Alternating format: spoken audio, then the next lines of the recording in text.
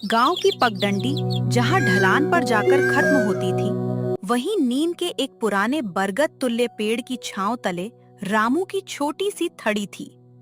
लोहे की एक पुरानी कड़ाही, बांस की डलिया, बेसन की एक बोरी और कुछ बुनियादी मसाले, बस यही रामू की कुल जमा पूंजी थी।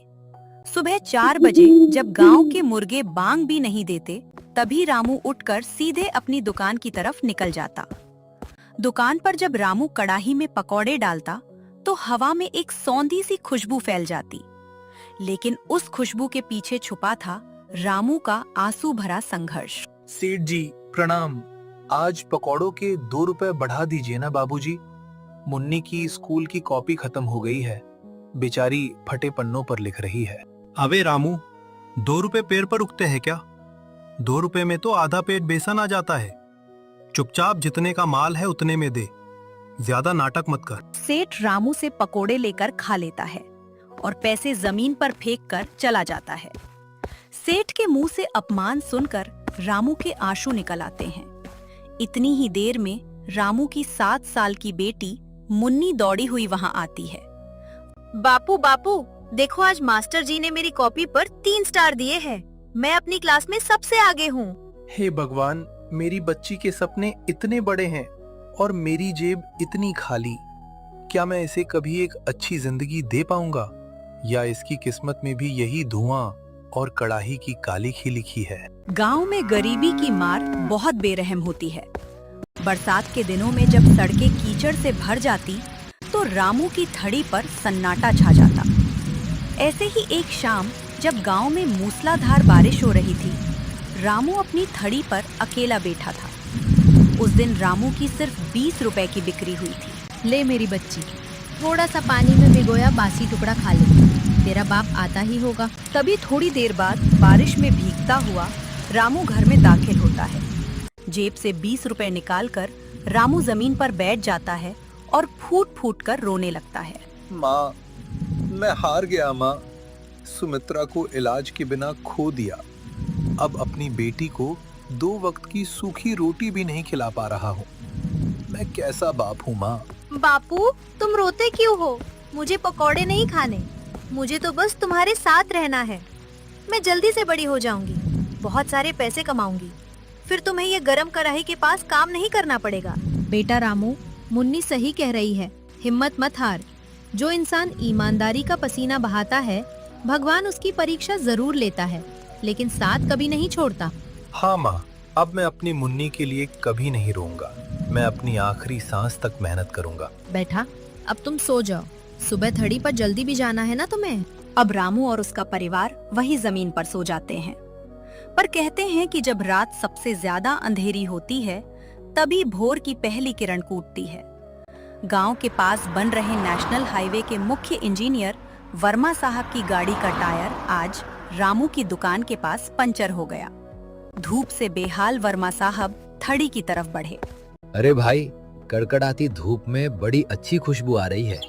1 प्लेट पकोड़े और थोड़ी हरी चटनी मिलेगी? जी साहब, अभी लीजिए, एकदम गर्मा गर्म परोसता हूँ। रामू पत्ते के दोने में पकोड़े और सिलबट्टे की पिसी चटनी वर्मा जी को देता है। वर्मा साहब पहला निवाला खाते ही हैरान रह जाते हैं। अरे वाह, अद्भुत! भाई, ये चटनी और पकोड़ों का मसाला तुमने कहाँ से सीखा?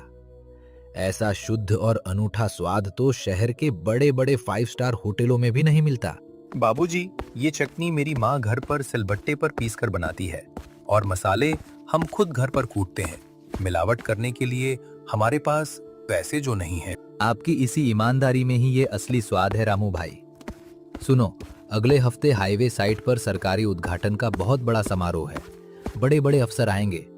नाश्ते का कैटरिंग का काम मैं तुम्हें देना चाहता हूँ। साहब, मैं तो एक छोटा सा गरीब पकौड़े वाला हूँ। इतने बड़े साहबों और नेताओं के लिए नाश्ता मैं कैसे बना पाऊंगा?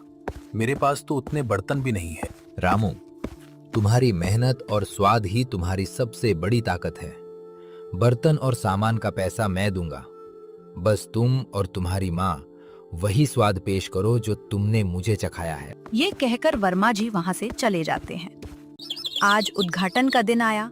रामू ने पूरी लगन से पनीर, प्याज और मिर्च के कड़क पकौड़े और माँ के हाथ की चटनी तैयार की। समारोह के मुख्य अतिथि जिला कलेक्टर साहब ने जैसे ही पहला पकौड़ा चखा, वे खुशी से झूम उठे। फिर जब कलेक्टर साहब मंच पर भाषण दे रहे थे, उसी बीच उन्होंने कुछ ऐसा कहा जिसकी रामू को बिल्कुल भी उम्मीद नहीं थी। भाइयों और बहनों, इतना स्वादिष्ट और शुद्ध नाश्ता मैंने आज सुबह सालों बाद खाया है। इस स्वाद के पीछे जिस इंसान की ईमानदारी और मेहनत है, मैं उन्हें मंच पर बुलाना चाहता हूँ। तो आइए रामू जी। हजारों लोगों की तालियों की गड़गड़ाहट के बीच रामू कांपते हुए मंच पर पहुंचता है। उसकी आंखों में खुशी के आंसू हैं।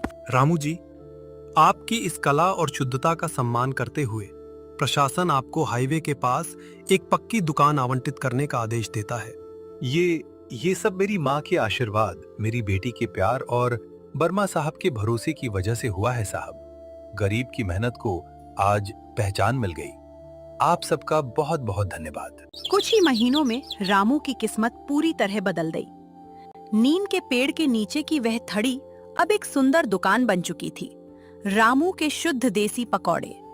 और सबसे बड़ा बदलाव मुन्नी की जिंदगी में आया।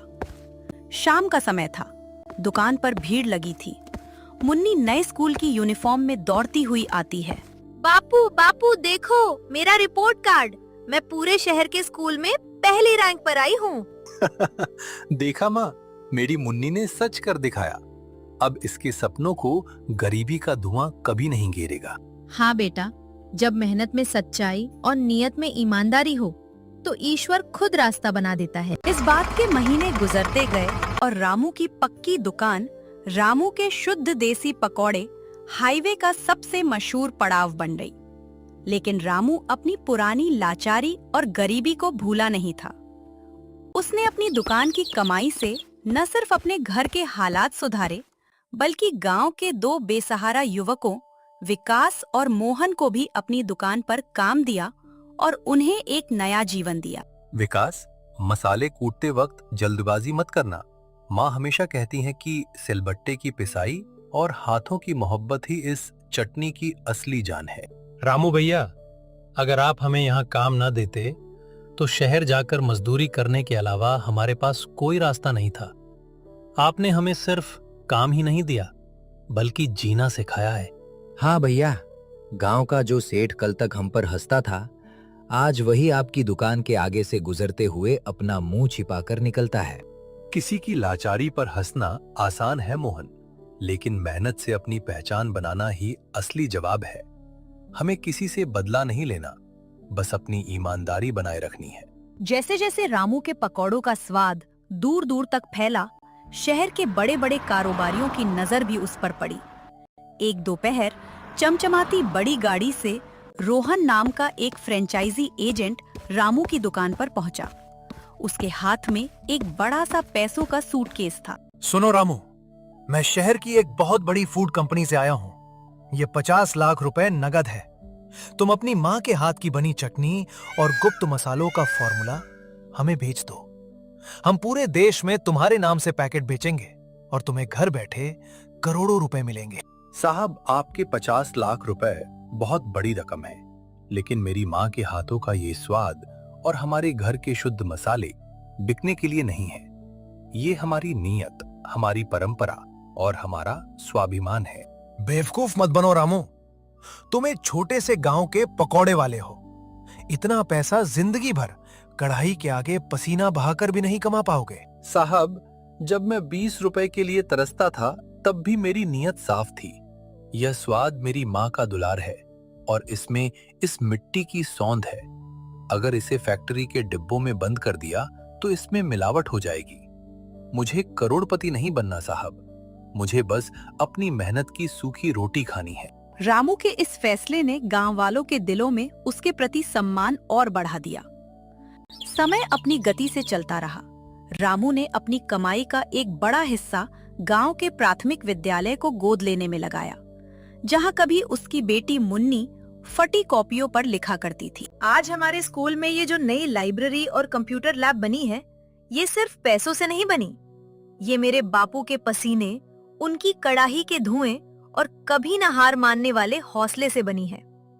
मेरे बापू ने मुझे सिखाया है कि परिस्थितियां चाहे कितनी भी बुरी हो, इंसान की मेहनत और नीयत सच्ची हो तो हर अंधेरा दूर हो जाता है। देख रामू, आज तेरी कड़ाही की कालिक से इस पूरे गांव का भविष्य रोशन हो गया। यह सब इस मिट्टी का आशीर्वाद है माँ। मेहनत का फल देर से ही सही, लेकिन मीठा जरूर होता है। दिन बीतते गए पर रामू के कदम जमीन पर ही रहे। एक शाम जब ढलते सूरज की सुनहरी किरणें दुकान पर पड़ रही थीं, वही पुराना गांव का सेठ रामू की दुकान के बाहर संकोच से खड़ा था। वही सेठ जिसने कभी 2 रुपए के लिए रामू का अपमान किया था और जमीन पर पैसे फेंके थे। आज उसकी आंखों में पछतावे का भारीपन था। अरे सेठ जी, आप बाहर क्यों खड़े हैं? आइए ना बाबूजी, अंदर पधारिए। आज आपके लिए कौन से पकौड़े बनाऊं? रामू, मुझे माफ कर दो बेटा। उस दिन मैंने तुम्हें और तुम्हारी लाचारी को बहुत ठेस पहुंचाई थी। पैसों के अहंकार में अंधा होकर मैं इंसानियत भूल गया था। आज तुम्हारी सफलता और तुम्हारी दरियादिली देखकर मेरी आत्मा मुझे धिक्कार रही है। अरे सेठ जी, ऐसा मत कहिए। आप गांव के बुजुर्ग हैं। कड़वी यादों को पकड़कर रखेंगे तो दिल में कड़वाहट ही बचेगी। उस दिन के अपमान ने ही तो मुझे टूटकर बिखरने से बचाया और दिल में संघर्ष की आग जलाई थी। अगर आप वह न करते तो शायद मैं आज यहां तक न पहुंचता। इसलिए मुझे आपसे कोई शिकायत नहीं है। सेठ जी, वक्त का पहिया हमेशा घूमता है। जब भगवान किसी को देता है तो उसे विनम्र होना सिखाता है।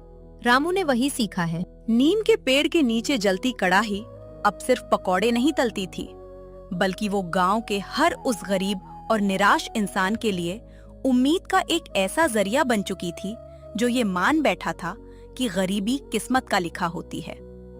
मुन्नी अब बड़ी होकर शहर के कॉलेज में पढ़ने जाने लगी थी, लेकिन हर छुट्टी में वो गांव आकर गरीब बच्चों को मुफ्त में पढ़ाती थी।